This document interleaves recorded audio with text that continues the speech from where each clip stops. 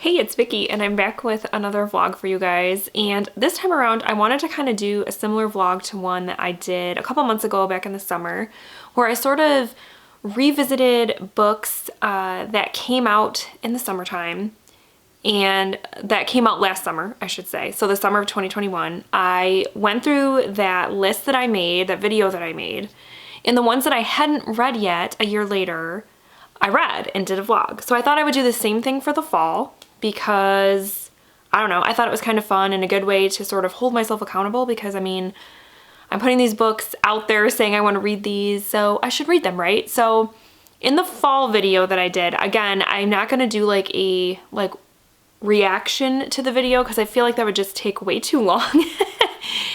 But I will quickly go over the books that were featured in that video, and the ones that I didn't read, I'm gonna read now. So there were 7 books I have a little post-it that has them listed. There were 7 books that I talked about in that video that came out in the fall of 2021, and I read 1, 2, 3, 4, 5 of them.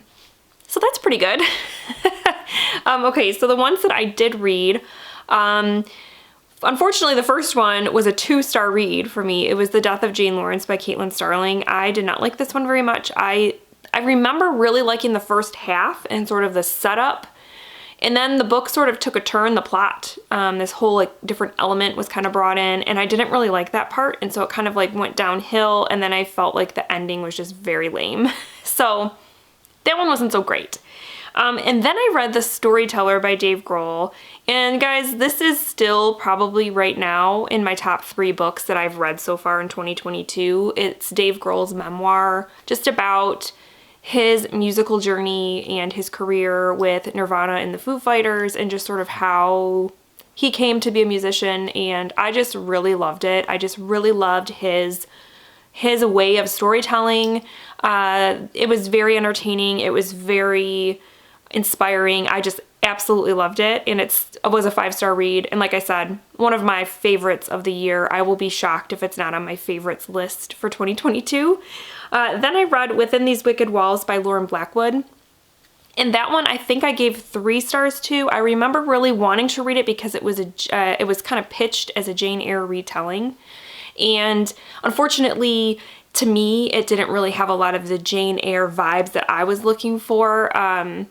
And so some of the stuff it did do, though, I liked, because it does have a lot of like sort of fantastical, magical kind of elements that I did think were really cool and different. However, there was a romance in the book that took over the whole second half of the book, and I did not want that romance. I didn't care. I just didn't like it at all. So that kind of lowered my rating a little bit. I gave it 3 stars. And then the last one that I have read is a graphic novel called Who the F Are You by Huda Fahmy. And this one I gave 3 stars to as well, because I liked the themes it explored, because it's about a girl, a Muslim girl who moves to a new town and has to kind of like, you know, make new friends and get adjusted to a new school and like all that sort of thing.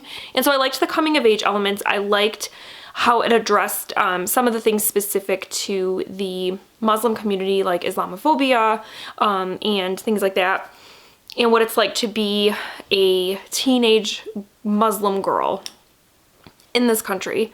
And so I liked those themes, but I wish it had had more story. There were so many pages in the book that were just one big drawing. I wanted more panels, hence I wanted more story. And then the art style was, at times, sometimes it was like kind of cute and I liked it, but then there were times where it was it seemed unfinished. I don't know. It lacked details. So I wasn't like totally loving the art style, but I would definitely read more work by her for sure. But it was a 3-star read. So that leaves 2 books that I did not get to. Oh, wait, no, I'm sorry. There's one more. I totally forgot. This is the one that I actually own, and that's The Lighthouse Witches by C.J. Cook. I actually just read this, so that's really weird. But this one I gave 3 stars because I liked the setting. It takes place in Scotland, so you really get a sense of the living on an island near the sea, and it's cold and windy. It had a lot of great like witchy vibes and stuff, which is what I was looking for in this book. But then there were also parts about the like some of the characters in the plot that I don't know, I was just like getting them confused. It was kind of detached at times, but otherwise like pretty entertaining fall read. I gave it 3 stars. I did like it. So now that leaves us with the 2 books that I did not get to. And it's funny because one of them is very small and one of them is not small. So yeah, I'm just gonna grab them real quick. Okay, so the first book, The Little Ditty, is one I'm actually kind of nervous about, and that is Nothing But Blackened Teeth by Cassandra Caw. I got this from the library. I'm nervous about this one because even though it's like really short and I feel like it could be a quick read, I also have heard not so great things about this. Most of the people I know that have read this, sorry for the glare, were very disappointed by it, and it got like 2 stars or 1 star. So I don't know. I do, you know, there have been times where I have sort of gone against the grain in terms of book ratings and have ended up liking things that other people did not, but I don't know if this is gonna be one of those books. But this cover, you guys, it's so good. Like, it really looks creepy, but I guess that's the critique I've heard, is that this is like not scary at all. I don't know. And then the other one, the big one, how long is this book anyway? This book is about 500 pages, so it's not horrible, but it's Gilded by Marissa Meyer. And this one I feel like I am gonna like because I have read quite a few Marissa Meyer books. What have I read? I've read obviously the Lunar Chronicles, and then I read her book Heartless, which is a retelling of like the Queen of Hearts. Not a retelling, sort of like a story about the Queen of Hearts from Alice in Wonderland. And I really liked it. So this one, kind of in the same vein of like fairy tale retellings, is about Rumpelstiltskin, and I guess it's a duology. The next book I think comes out soon. I want to say comes out sometime before the end of the year. So yeah, there must be like a heck of a story here for there to be like a 500-page book. And then there's another book, but yeah, I think this one, like I said, I feel pretty good about this one, that I am gonna like it. I haven't really heard a lot about it. Like a lot of people that I have, you know, tend to follow and stuff, I don't think I've really read this. So I don't know, we'll see. So it's a toss-up. It's a toss-up, but I think for sure I'm gonna physically read this because it is very short. This one is only 124 pages. So yeah. This one, I want to see if I can get the audiobook, just because I do have other books that I want to get to that I have to physically read this month. And so if I could listen to this one, at least for maybe, even if it's just part of it, I think that would be cool. I think my library has it on audio, but I don't know if it's ready right now. You know how that goes with library audiobooks. Sometimes you have to wait for them, so we'll see. I'm also right now not quite ready to start an audiobook. I'm finishing up Fairy Tale by Stephen King, and I have a couple hours left, so I probably won't finish it till tomorrow or the next day. So I don't know, we'll see. So this one is up in the air, but I think like today, I think I'm gonna start this one. Give it a go, like rip off the Band-Aid and just go with it. So the only thing is today, it's for being a Monday. Today is Monday, but for being a Monday, it is a very busy Monday. Like Mondays should not be this busy. I don't know what I was thinking when I was scheduling things, but the kids have dentist appointments like right after school. And then we also scheduled Hunter for a haircut, like for like after dinner. So like, I'm just like, and Mondays are just, you know, there's just so much, like you're starting the week, you're getting used to things. Again, after, you know, having 2 days of like nothing. And now I'm just like, oh, I don't want to do all these adult responsibilities. But so yeah, I don't know.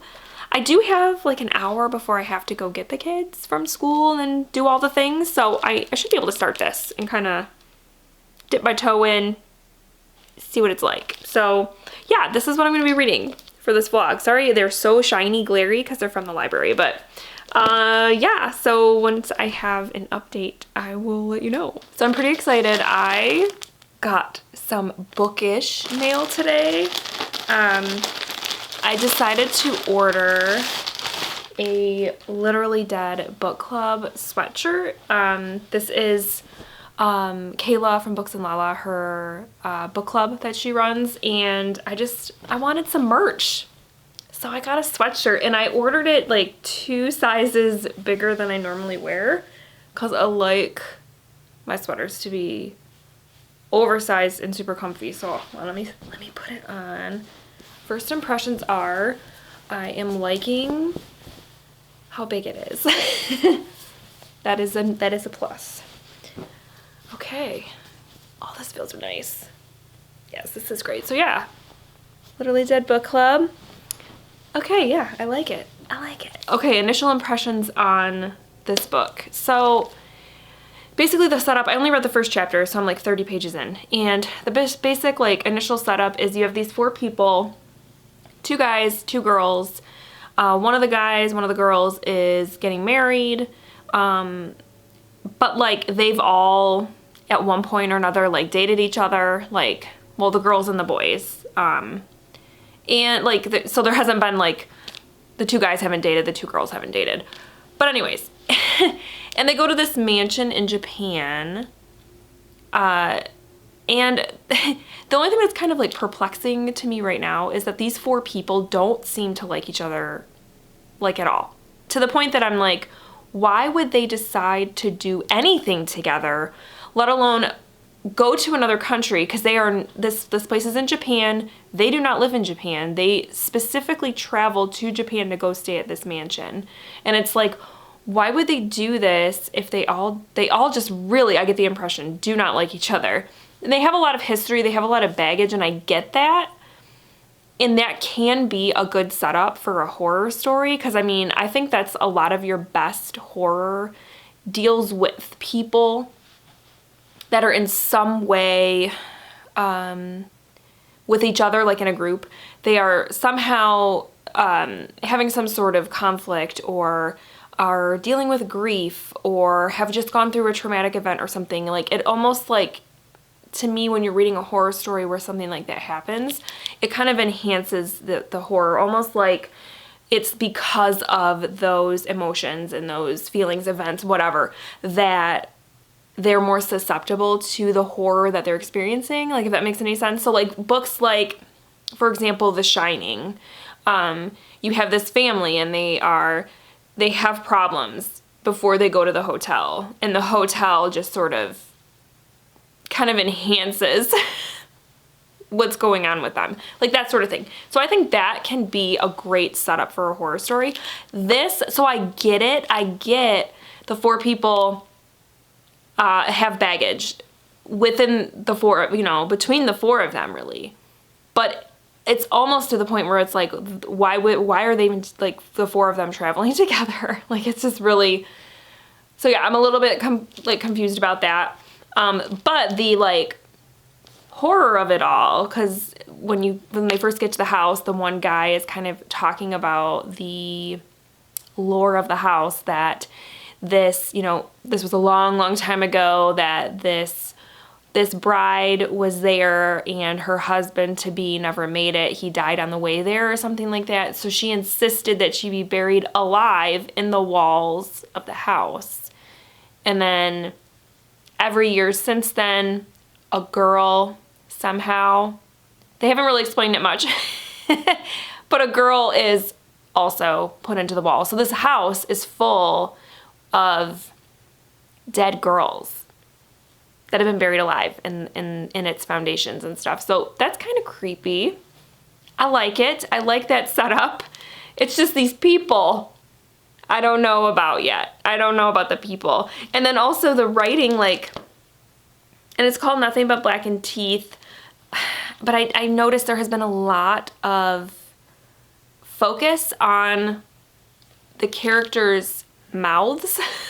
Like, there's a lot of writing about smiling and half smiles and fake smiles and lips And just like all this talk of mouths, it's very, I'm like, is that kind of like foreshadowing to something, or does this author just really like mouths? I don't know. So far, 30 pages in, I'm still settling into it.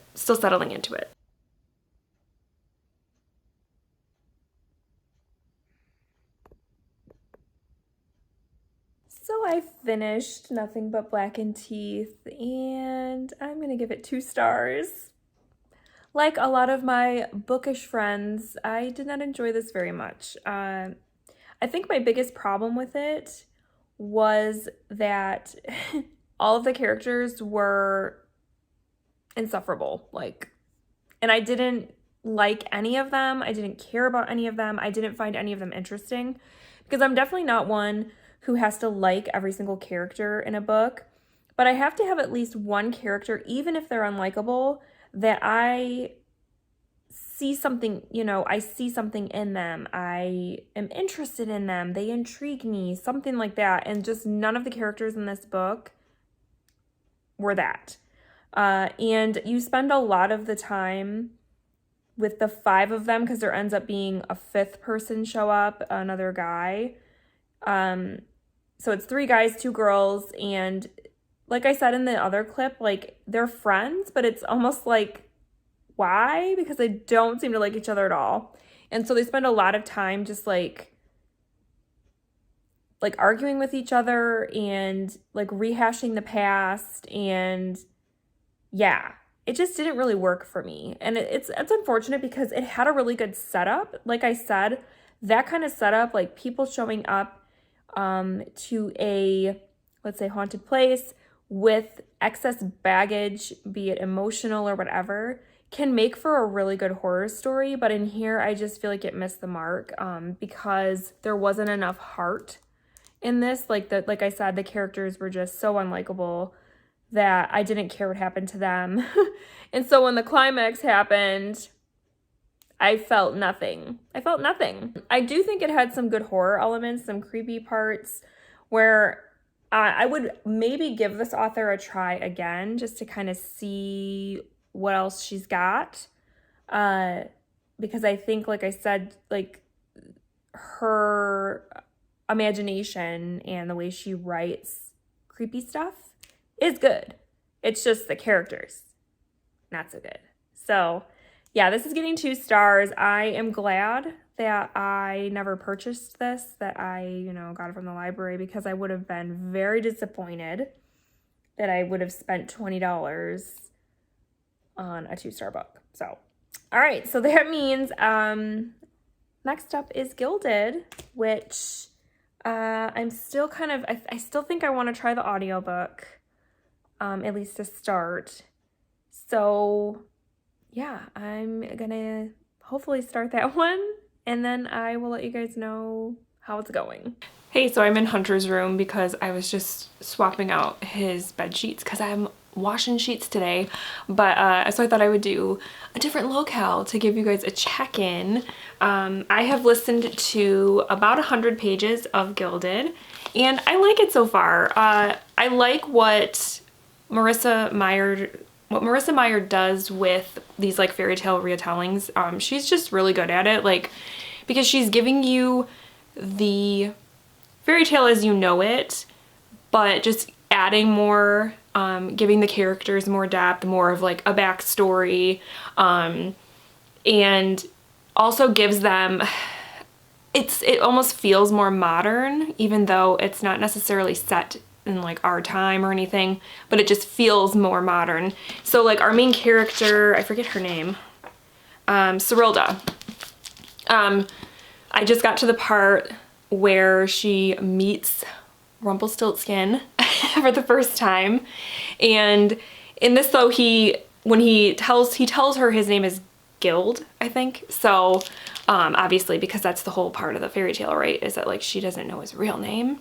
She doesn't know his name's Rumpelstiltskin or whatever, but and I really liked their interaction, because Cyrilda she kind of reminds me of, in some ways, she kind of reminds me of like Buffy Summers from Buffy the Vampire Slayer. Like, she's in these sort of perilous, threatening sort of situations, but then she has like a wisecrack or something kind of like sarcastic or funny or witty to say. And I always loved that about Buffy. And she's kind of like that in this book. So she's a fun main character. She's very imaginative. She likes to tell stories, which also kind of ties into the whole fairy tale thing, because that's what fairy tales were for such a long time. They were just like told orally. And so, yeah, it's just kind of a fun nod to fairy tales in general. And yeah, like I said, I really liked Serilda and Guild. They're sort of like how they met, their interactions. It was just really fun. So and like she's giving you a bunch of backstory, so it just makes it, you know, interesting, like, and kind of give the fairy tale that we know, just give it more, just add a little more to it, a little more meat to it. So I'm enjoying it. I'm interested to see where it's gonna go. And so, yeah, I'm just gonna keep listening. But I wanted to just give you like my initial impressions.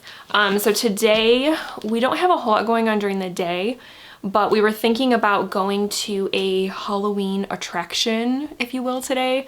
There's a town about 30 minutes away from us that there's this street in the town where every Halloween not the whole street, but most of the houses on the street do these really elaborate Halloween decorations and like displays, and you can just like walk up and down the street and like look at the displays. And like I said, they go all out. It's like really cool. And we haven't gone since the last time that we went. I was pregnant with Leia, so it's been a while. And so we want to take the kids because we think they'll both enjoy it, though I'm not sure. We'll see, because Hunter sometimes gets a little scared in the dark. And obviously we're gonna wait till it's dark out to go, because that makes it just more fun. And so we'll see how it goes. We might, he might end up getting scared, but we're gonna try it anyway, because we think it'll be a fun thing to do. And it's like, it's free, like there's nothing to it. You just have to like park somewhere and you walk and just look at the displays, and there's always like a ton of people. And that's kind of why we have waited until now to go, because I never wanted to bring like a stroller or anything there, just because it would be hell. So yeah, that's probably what we're gonna do tonight. And that's it. So I'm just gonna keep doing some chores, listening to Gilded, and I will do a check-in later.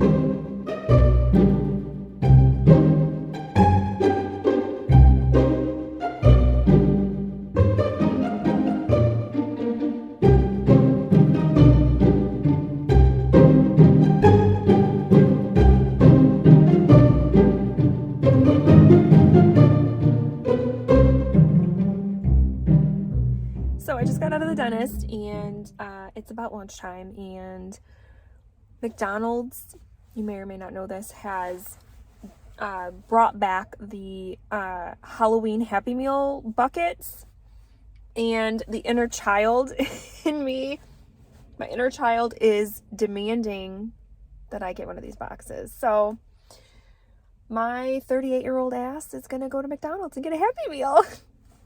And I secretly hope that I get the witch, because that was my fave as a kid. And I know these ones are a little different, I'm aware, but I still want one. And are my kids with me?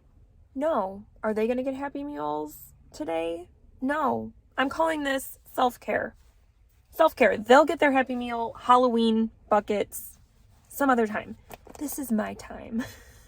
So I'm gonna go to McDonald's and get a Happy Meal. So here is my McDonald's Halloween bucket.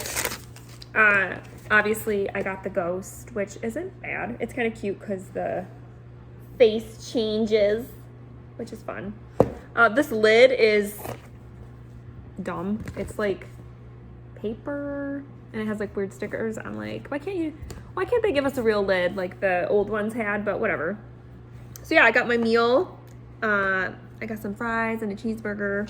I tried to record when I actually ordered the food, and I thought I hit record and I didn't. So yeah, I'm an idiot. But yeah, so I'm gonna eat my Happy Meal, and then maybe I'll give you an update on Gilded. So sorry if you can hear my dryer in the background. It's just really noisy, and I apologize. But I did finish my Happy Meal, and it was pretty good. Other than I got an apple juice, like juice box with mine, and it tasted horrible. It was just, bleh, it was gross. I couldn't even finish it. And it's funny because now I know, like, my kids don't like those particular juice boxes, and now I know why. They do not taste good at all. But anyways, I wanted to talk about Gilded because I'm now about 300 pages into it. But I wanted to talk about some things that I think might be considered spoilers. So I'm going to put like a thing up down here, so like a visual cue, so that if you don't want to get into spoilers with this book, you can just like fast forward. Because yeah, like I said, the things I want to talk about, I'm pretty sure would be spoilery. All right, so like I said, I have like 200 pages left in this book, and I really like what Marissa Meyer has done with the retelling of it all, the reimagining, whatever. She gives you a lot more information about the main character, the girl. Her name's Cyrilda. And then she also gives you a lot, like, more to Rumpelstiltskin, and also, like, she kind of changes him up a little bit. Like, he's not, like, in the original fairy tale, if I remember right, he's described as this, like, creepy little, like, goblin man. So nothing nice about him, right? And in this, he's like a teenage boy, basically. At least that's like how he appears. And so he and our main character, there's like a little bit of a love story brewing. And so that's really interesting because, as we know in the original fairy tale, he helps her out because she's in this predicament where she has to spin straw into gold or this king is going to kill her. And he helps her out, but for a price. So like the first time she gets his help, she gives him a necklace that she has. The second time she gives him a ring. The third time she doesn't have anything to give him. So she offers up her firstborn child when that happens. And then down the line, she ends up marrying this king, the same king who's imprisoning her and threatening to kill her, which is just really strange. But she ends up marrying him, and they have a baby. And then Rumpelstiltskin comes up and is like, hey, I want this. This is my baby. You promised me this baby. It's my baby. And so I'm really curious how that's going to go in this, because the first two times that she has to, spin the straw into gold, same thing. She gives him, the first time she gives him a necklace. The second time she gives him a ring. So I'm like, okay, what's going to happen the third time now that they are like falling in love and like have feelings for each other? How is that going to work? I don't know. And then it's really interesting too, because this book is actually part of a duology now. There's a second book that I think it's either coming out very soon or it's already come out. And it's like, so where is the like original fairy tale going to end here? Or is it going to continue into the second book? Where's the line drawn? I have no idea. So I'm really curious, like, what she's gonna do with this, because she went that route and made Rumpelstiltskin or Guild more, you know, appealing and not really quite as evil, because I don't know, she just kind of like humanized him a little bit more. You get a little more information about him, and then obviously because our main character starts to fall for him, like, you kind of like him too, but then he's supposed to be the bad guy. So I don't know where it's gonna go. I'm really curious about where it's gonna go, but I do like it so far. Like I said, just she's sticking to the fairy tale pretty closely, the original fairy tale, and yeah, but that change is kind of a big change. So it's like, what is she gonna do with that? I don't know. So yeah, I'm gonna hopefully finish this. Maybe by tomorrow. I'm gonna try. And then I will be able to wrap it up for you. All right, so I finished Gilded, and I'm gonna give this 4 stars, guys. I really enjoyed this. It was a long story. It's like a 500-page book, and the second book is called Cursed. It is also like 500 pages. So it's, you know, it's a long series, really, page-wise, but I just really liked it. I got really like sucked into the story and the ending definitely makes me want to pick up the second book to find out what's gonna happen, because it kind of leaves you just like wanting to know more. So overall, yeah, this was, if you like fairy tale retellings, you like Marissa Meyer and like the kind of stuff she does, I would definitely recommend this. Because I really like how she stuck to the original fairy tale, you know, and not only like the original fairy tale, but like the original fairy tale, where it was pretty violent in terms of like the king was like threatening to like cut her head off if she didn't turn straw into gold and like that sort of thing. And there was like violence and stuff in here. And yeah, she's, other than, you know, there were some changes for sure. There were some changes for sure that definitely make it a whole, really, the whole story is kind of changed, based on some of the changes that she made, but I think in a good way. It definitely makes it just like more intense. And, I also noticed that because, I'm not like a fairy tale expert or anything, but I noticed that, you know, she also there was also a nod to just German folklore in general in this story, because if I remember right, Rumpelstiltskin, you know, dates back to Germany. And so she also touches on other things in German folklore in here, which again, I can't really speak to all that much because I'm not an expert, but I did enjoy that too. It just sort of gave the story like another layer. So yeah, I enjoyed this. I thought it was really, it had that, you know, fairy tale magical sort of feeling to it. I really liked our main character. Serilda was really, she was like I said, oftentimes funny, but she was also very strong and very caring, and she was just a great heroine, you know? So yeah, overall, I really liked this. I definitely want to read the second book. I don't know when, but I definitely want to read it because I think I have to know what's going to happen. I have to know. So, all right, guys. So all in all, this sort of reading books I should have read last fall, I think went okay. I mean, I had a 2-star, but then I had a 4-star, so I think it kind of balanced itself out. Yeah, and that's it. So I hope you guys enjoyed this vlog, and thank you for coming along with me on this little reading journey, and I will chat with you all soon. Thank you so much for watching. Bye.